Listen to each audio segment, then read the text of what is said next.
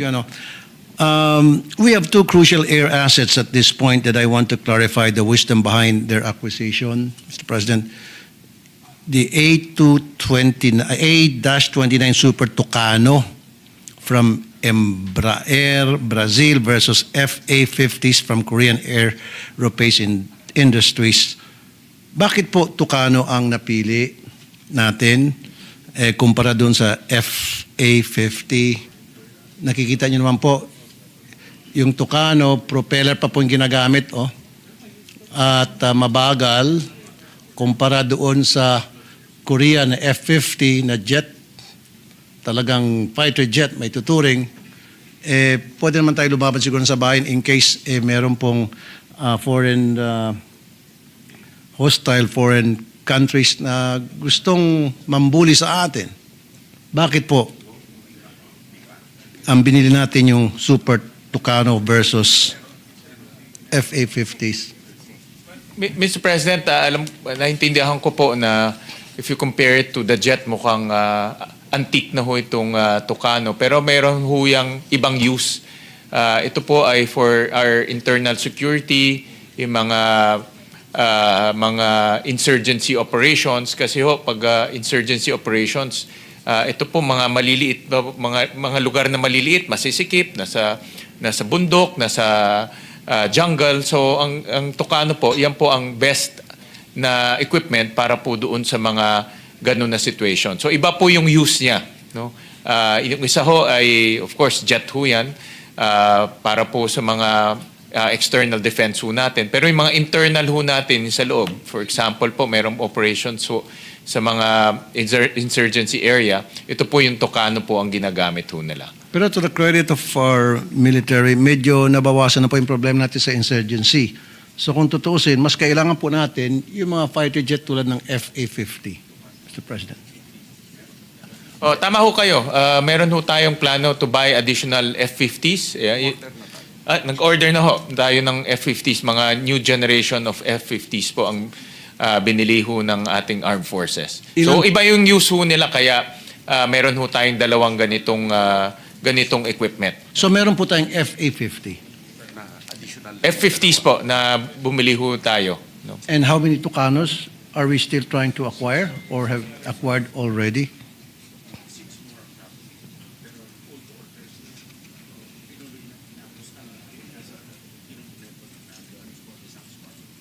Sa Tucano. Yeah. Sa Tucano po, meron ho tayong 6 pang brand new na dadating po. Curious lang po ako, ang capability po ng Tucano, yung range po niyan. So, po siya, malayo po yung kanyang range at 700 kilometers. Loiter time, 4 hours. 700 kilometers at yung loiter time ho niya ay 2.5 hours. So, pwede siyang umikot-ikot ho doon sa bundok o doon po sa area na meron ho silang operation. As opposed to a jet ho, talagang jet, hindi ho pwede mag-ikot-ikot ho yan. So meron ho ba tayong mga fighter jets na pwede naman siguro sumabay sa mga foreign countries, mga hostile foreign countries na gustong mambuli sa atin? Do we have fighter jets kayang makipagsabayan? Kasi yung Tucano, I don't think so. I'm not a military expert or anything like that, pero mukhang outdated na po yung Tucano.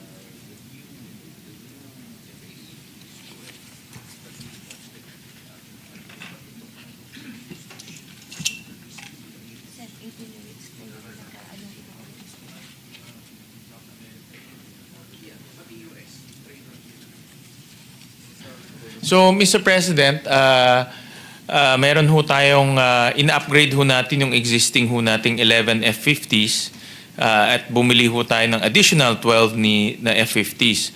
At ito pong Tucano ho natin ay iba po yung use niya. In fact, sa South America, even the US, gumagamit ho sila ng ganyang pang equipment dahil nga yung kanyang, kumbaga, yung mission niya, operational mission niya ay iba po compared to the F-50s. Yes, Mr. President, I don't know the wisdom na magbibili tayo ng 18 units na Super Tucano, or I think this was ordered prior to this administration, previous administration pa to, 18 units of Super Tucano whereas 5 lang na FA-50.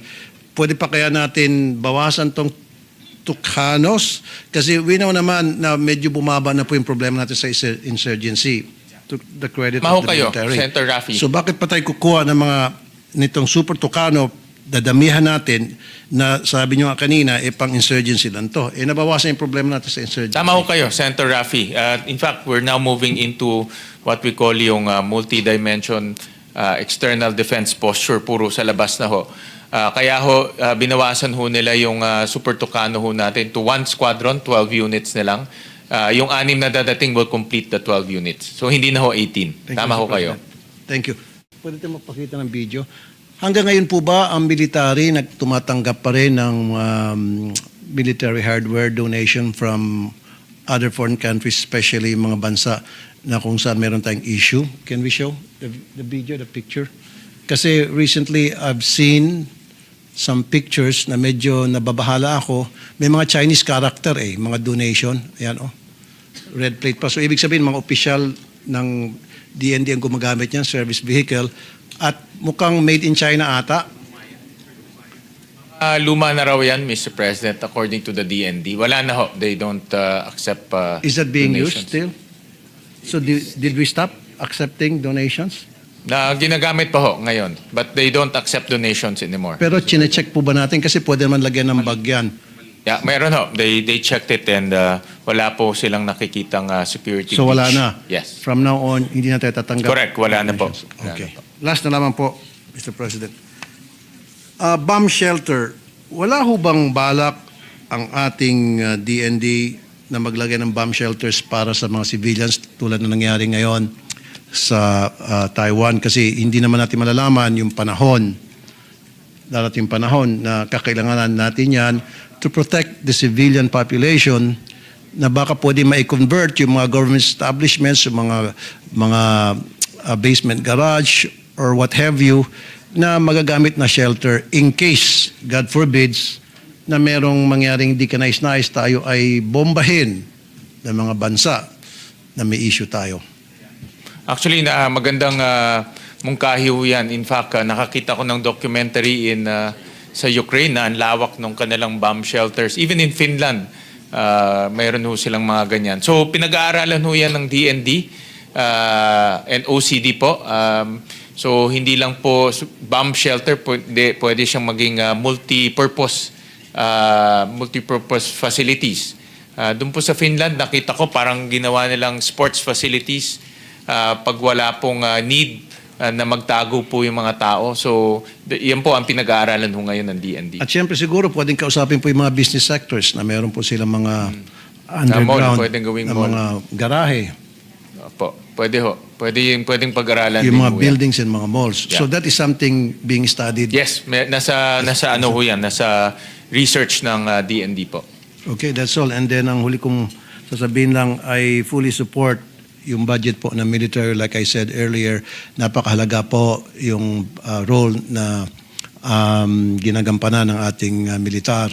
Lalo na po, recently, alam naman natin lahat, nagkakaroon po tayo ng issues sa isang bansa na kung saan tayo po nabubuli, and God forbids, baka dumating araw, yan po ay maging adventurous sila at may gagawang hindi kanais-nais at pwede tayong pasukin or something like that. So dapat we have to strengthen our military, and the way to do that is yung sa modernization program, sana po mapabilis na yon. Thank you, Mr. President.